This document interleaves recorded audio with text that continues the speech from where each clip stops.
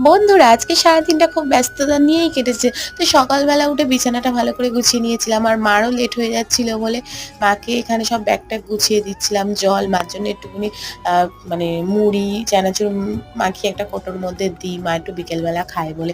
আর এখানে গরু বেঁধে রেখেছিল মা সকালে, যাওয়ার সময় মা তুলে দেবে, বিচুলিও কাটা ছিল। আর আমার রান্নাও আজকের কমপ্লিট হয়ে গিয়েছে। সকাল সকালই কমপ্লিট করে নিয়েছিলাম, কারণ আমার এক জায়গায় যাওয়ার কথা রয়েছে। ওইজন্য ওখানে যেতেই হবে। আবার ওখান থেকে একটু ব্যাংকে যাবো, ব্যাংকেরও একটা কাজ রয়েছে। তো এখানে চা করে নিয়েছিলাম। আমার চা খাওয়া হয়ে গিয়েছে, আর মা তো একটু লেটে খাবে। মা বার হওয়ার সময় চা খায়।